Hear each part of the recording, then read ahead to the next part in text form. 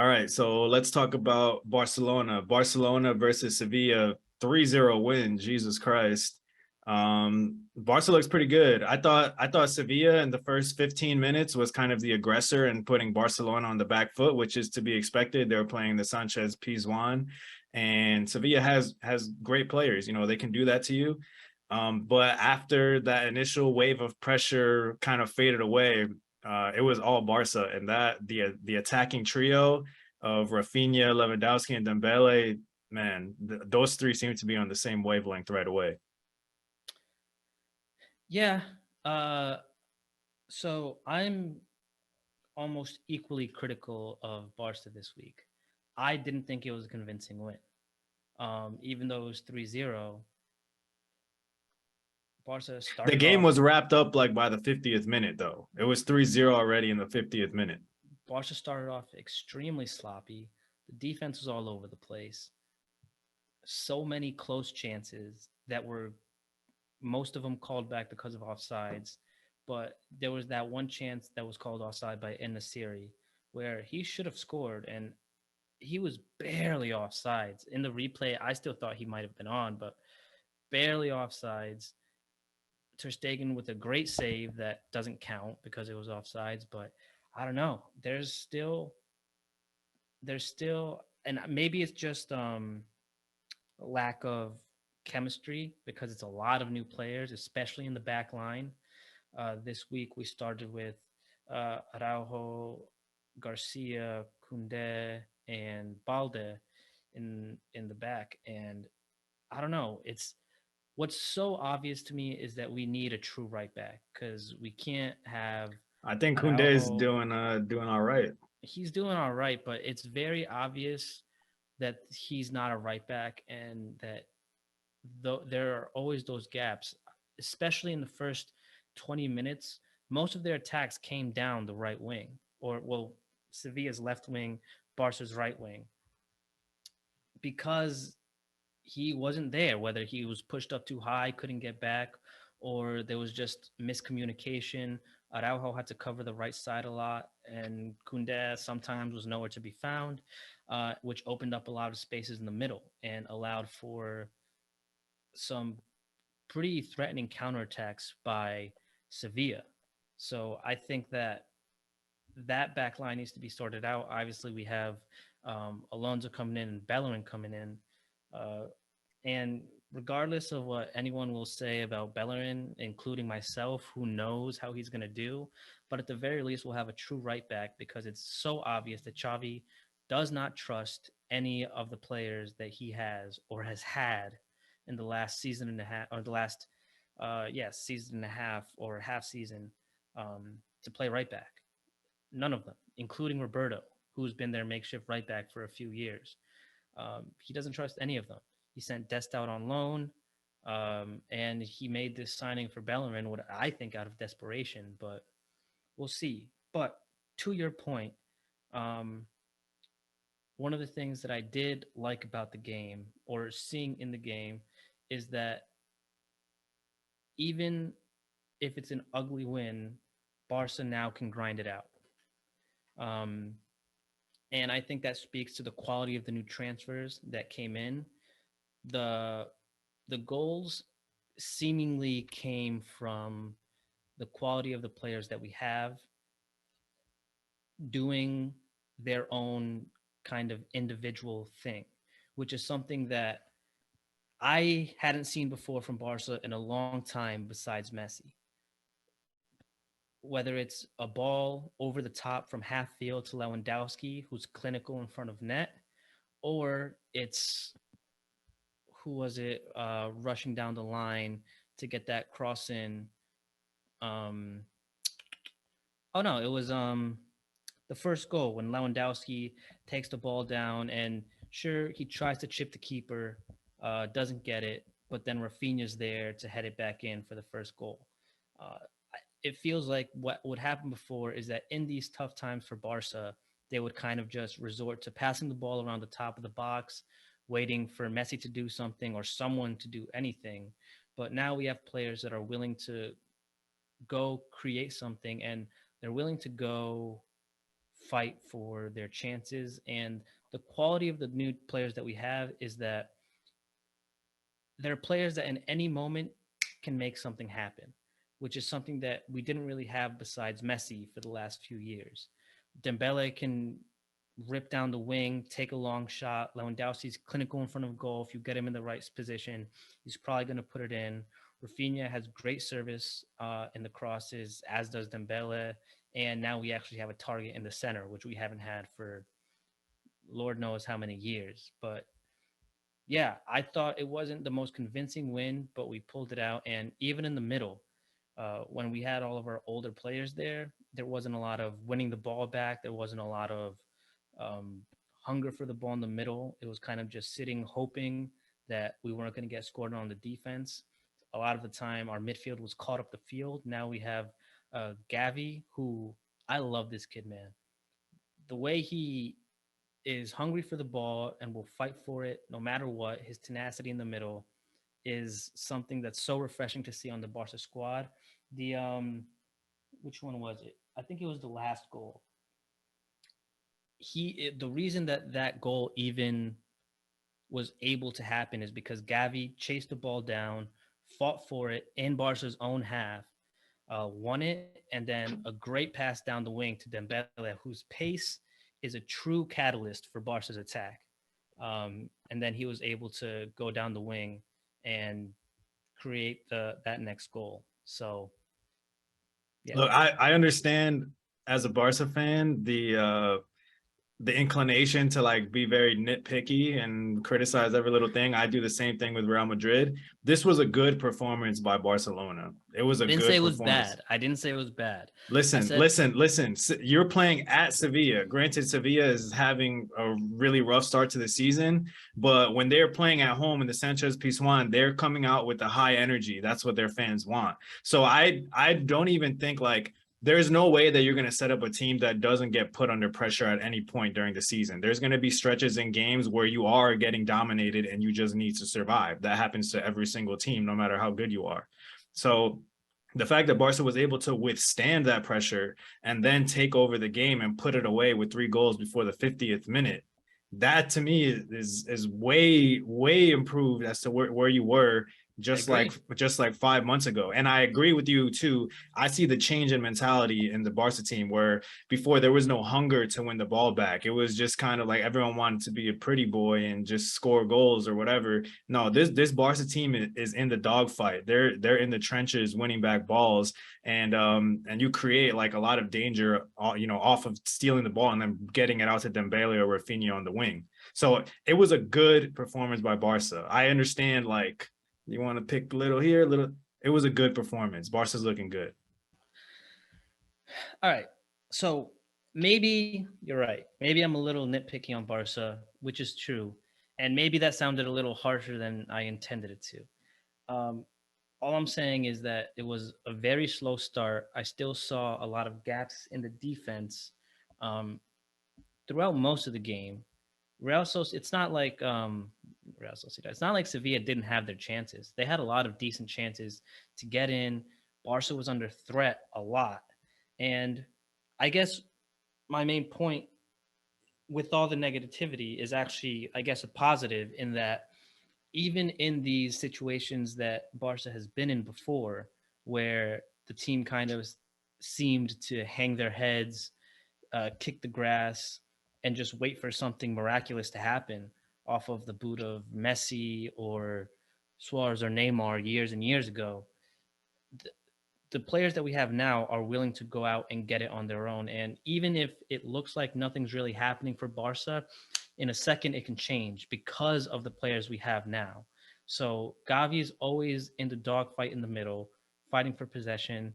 And he's a small guy, but he goes up against the big guys just like anyone else would. Pedri, he's not as aggressive, but that kid he can create some magic in the middle. Dembele down the wing is his pace is a true catalyst for the attack, and the countering is now a very viable option for Barca. It's not what they tend to do all the time, but it's extremely viable. And then the second goal, the Lewandowski goal, came out of nowhere. Just a ball over the top, right to Lewandowski in the middle. Bad defense by No, Sevilla, no need but to overplay it. bad defense by Sevilla, but one touch into a volley, goal by a quality striker. And for a team that is extremely cross heavy, as Barca has been over the years, we now have a real target in the middle, Lewandowski, who can get above defenders, head the ball in. Last week, the only reason they scored was because he got ahead onto a cross. I think it was a corner, hit the post, didn't go in, but then we had someone bury it. I think it was Garcia. I could be wrong. No, Lewandowski has revolutionized your attack because Absolutely. it's just a threat element that does not go away. As long as Lewandowski is on the field, just watching the positions that he takes up, he's ready for any mistake by the defense and always looking for like a little pot. That's all it takes is a little pocket of space. The goal that he scored, it was like a ball from Koundé and he chested down. I don't know how the defense left him with that much open space in the box, but it's like you literally let him chest it down and pick his corner, and he just Right. slotted. It's a threat that it's always there. And that's the thing, is that what I think is that it's a goal that I don't think anyone, including myself, would have expected from Barca. I although it's bad defense, if you're studying Barca, it's like, all right, well, they're never going to play the ball over the top from half field. Like, why would you prepare for that possibility? Obviously, you got to be ready for everything, but it's not something you've ever seen from Barca. And so that ball and that goal, when I saw it, I was like, wow, that's a completely new thing. And you kind of saw it throughout the game when their original attacks weren't really breaking through. They can change it up. And with someone like Lewandowski, everyone just sees him as, poacher, goal scorer, what so have you, but he has great hold up play. He's very technical on the ball. Last week, or over the season, actually, almost all of his assists have been one touch passes, whether they're quick little flicks, a back heel, a ball between the lines. He's not a one dimensional player. And we haven't had a true number 9 in a very, very long time.